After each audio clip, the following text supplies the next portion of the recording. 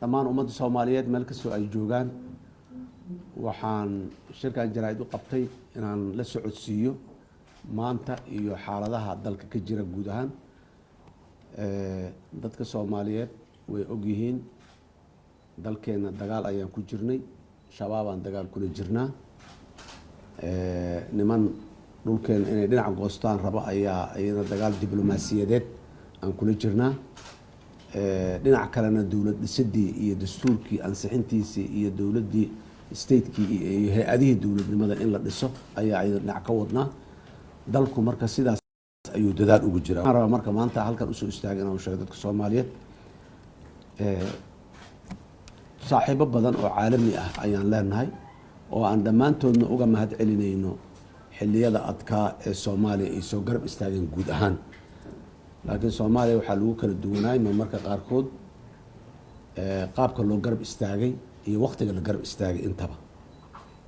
waxaan si gaar ah rabaa marka dadkaas faraha badanna iyo dawladahaas faraha badanna iyo hay-adahaas faraha badan oo Soomaaliya soo garab istaagay waqtiyadii u baahnayd inaan ka soo qaado hal dawlad oo maanta duruufta taagan awgeedna aan uga soo dhex bixin. waa dawladda walaalaha ah ee Turkiga.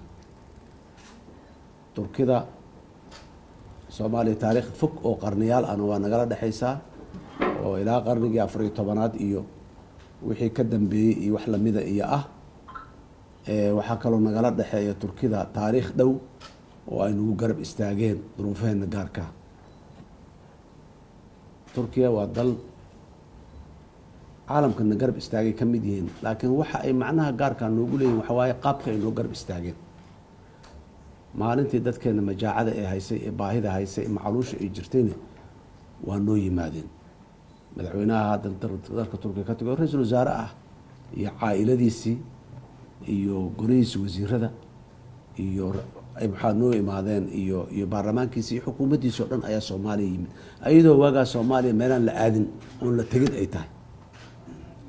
gabdhaha ajnabiga ah ee Soomaalida aan ahayn ee hay-adaha samafalka u shaqeeya looma ogoleen magaalada Muqdisho inay yimaadaan markii uu muxuu ahaa President Erdogan oo markaas ra'iisul wasaare ah iyo familigiisa ay yimaadeen oo xeriyihii barakacayaasha inta tageen carruurtii Soomaaliyeed ay kor usoo xambaareen ay soo qaadeen oo kuwa jidka dhinaciisa ku cayaaraya intaa u degto madaxweynuhu ag fadhiisto dhaay xaalkooda ka warsaday oo wixii ay baahida iyo dhibaatooyinka ay sheegeen in badan oo kamid uu ka jawaabay.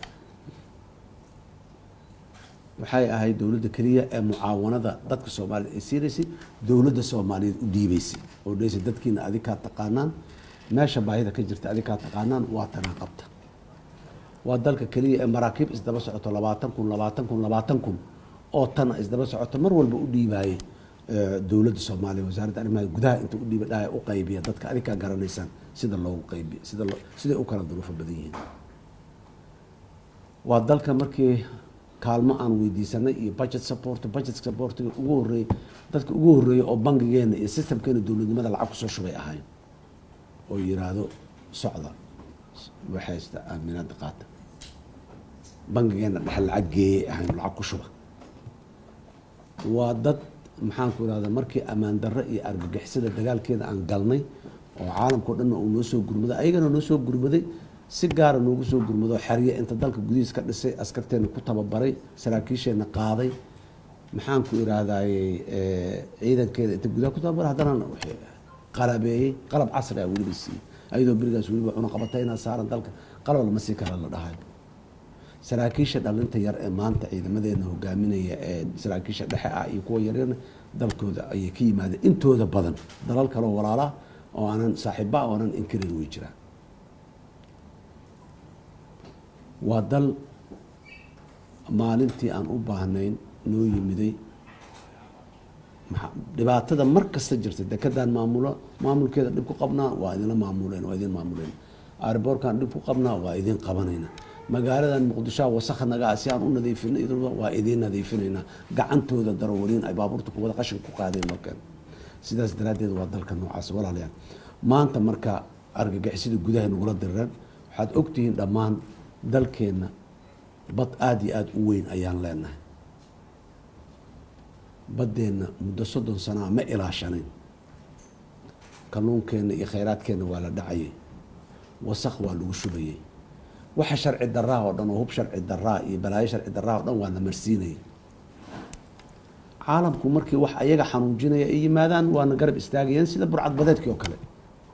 intaasoo kun oo maraakiiba barada la soo diray, burcadbadeedkay la dagaalameen, waa joojiyeen, wax fiican ay qabteen, wax aad iyo aad u fiican ay qabteen. laakiin burcadbadeedka markii lala dagaalamaya kalluunkeenana waa la guranayay. caalamku maruu yiraaho xuduudihiina badda lama yaqaano, waa xuduudihiina badda waa kuwaanaan dhahna waa la yaqaanaa, waa UN kan kasoo register gareyn, mar kale haddana uun lama waxayna.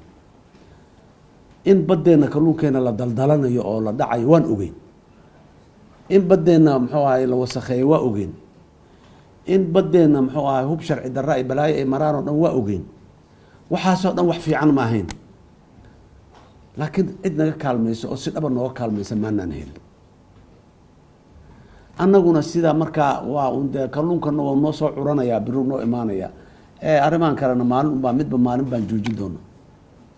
maanta xaaladdu waa isbedeshay, dadaa yimide dhahayo baddiaan nus qaadanayna, waaba qaadanaynaaba.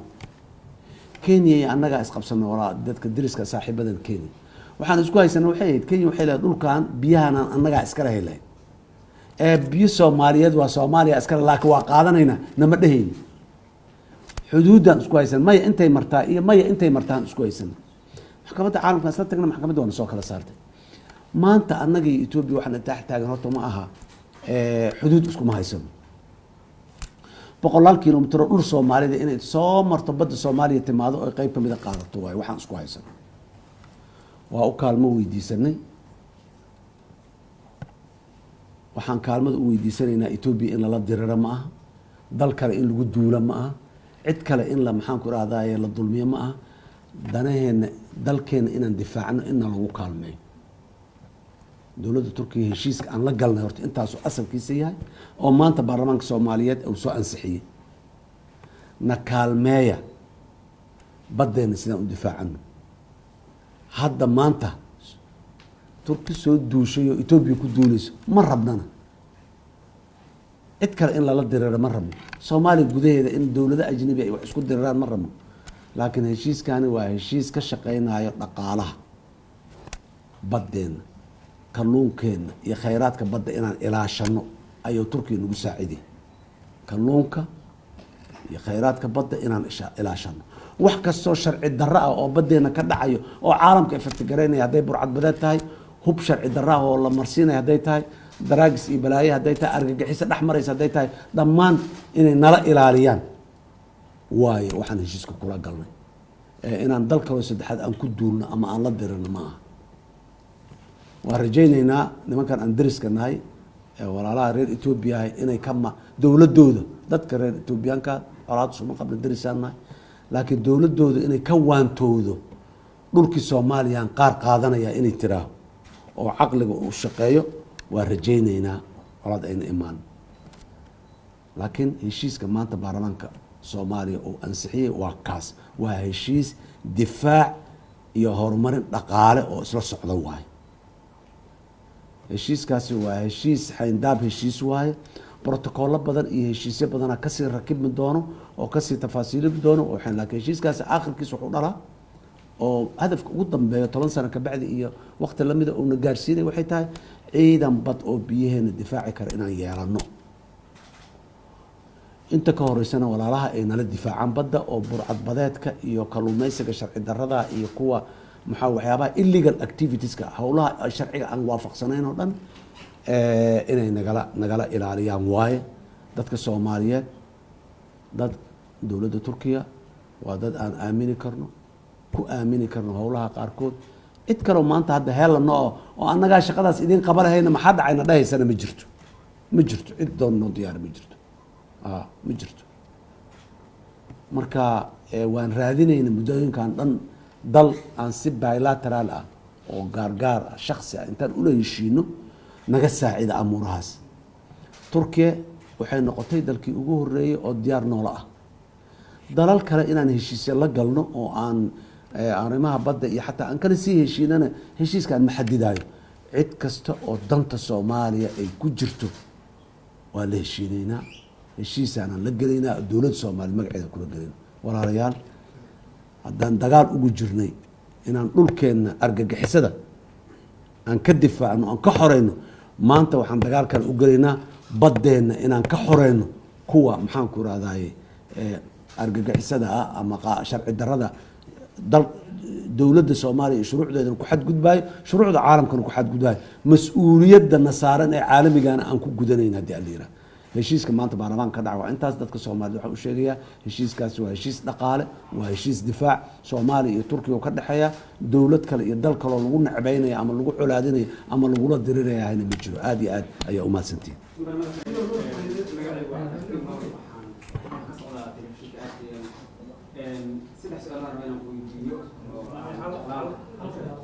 waa la badan yahay maantay golaha shacabka heshiisa la gudbiyay toddobaadka hore la soo galay markii aad u keenaysay adiga iyo wasiirka gaashaaniga waxaa dalbatay inaad warbaahinta banaanka ay